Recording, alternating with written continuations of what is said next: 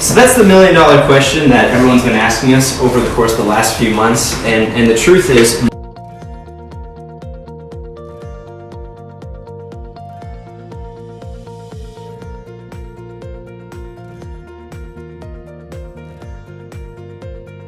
business owners. Yeah, absolutely. So what's gotten a lot of attention is the Paycheck Protection Program, or PPP, and of course the EIDL loans, Economic Injury Disaster Loan. We'll certainly address those in a moment, but I find there are a couple other considerations that people aren't discussing as often right now. One of them is the opportunity for employers to pay a portion of their employees' student loans tax-free. This is a new provision, so if you want to give a bonus or even pay part of your employee's compensation in the form of student loan payments, you can do it without the employee having to pay income tax on it, which for the business owner or employer as well means not having to pay the payroll taxes on your side. So that's a good opportunity to pass the money to your employees, especially if times are good. If business is doing well right now, as a thank you for the hard work that they're putting on. The other thing is a really crucial distinction that was actually changed in the 2018 tax bill, something called net operating losses. So previously, the terms of the tax law were very favorable to businesses that might have lost money in one year, being able to carry those losses forward or even carry them back to offset profit that they might have had in previous years.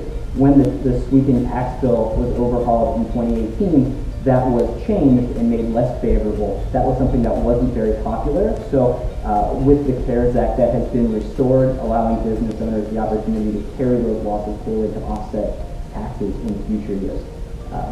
Of course, the PPP, that's something that's very popular right now. And as this stands April 19, the PP loan program has been exhausted. It's possible that small employers, it could be business owners, it could be nonprofits,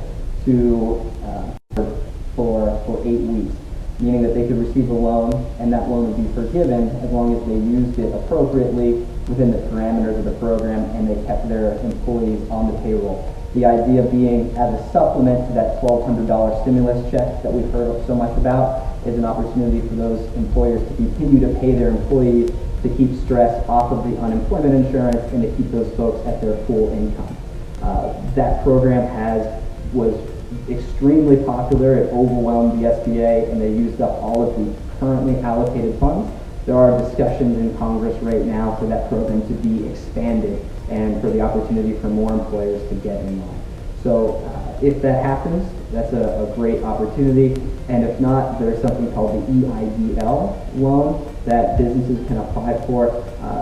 Terms are typically not as favorable as the PPP, but it could be a great cash infusion for those that are really feeling a liquidity pinch today.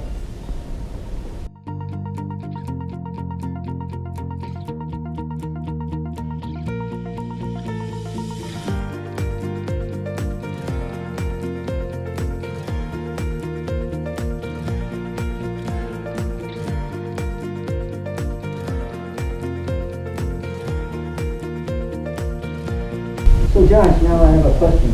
How are financial firms responding to the current crisis?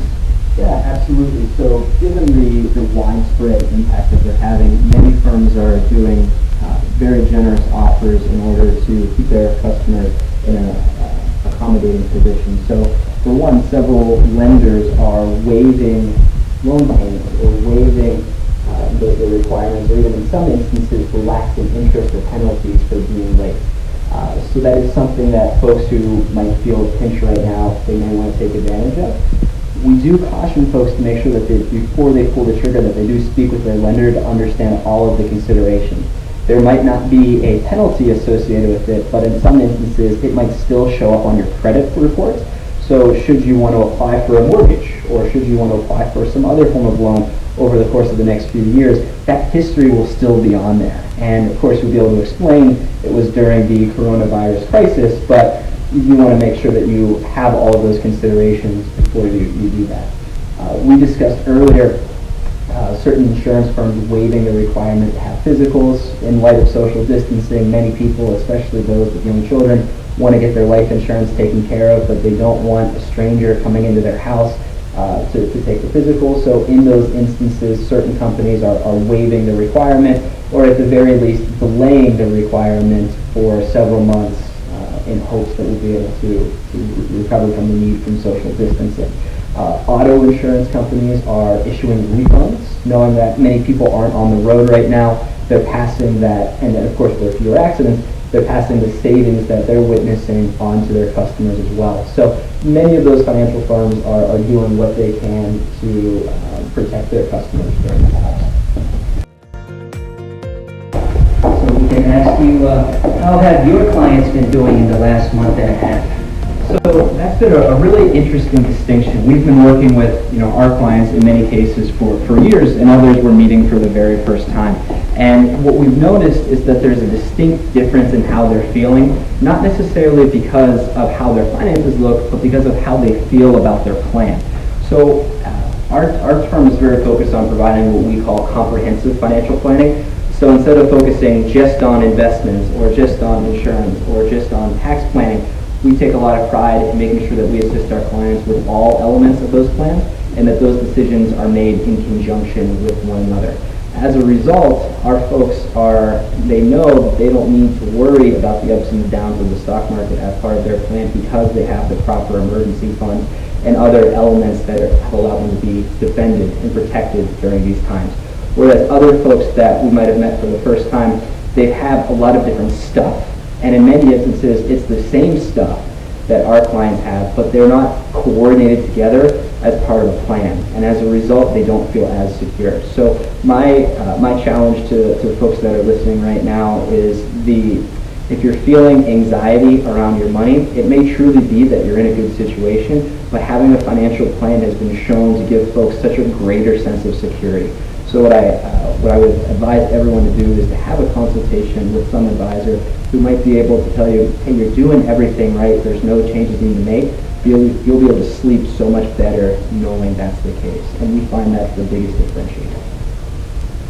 Well, thank you, Josh. We're going to put Josh's contact info as well as his website, Facebook page, etc. in the comments section once we're done with this virtual open house.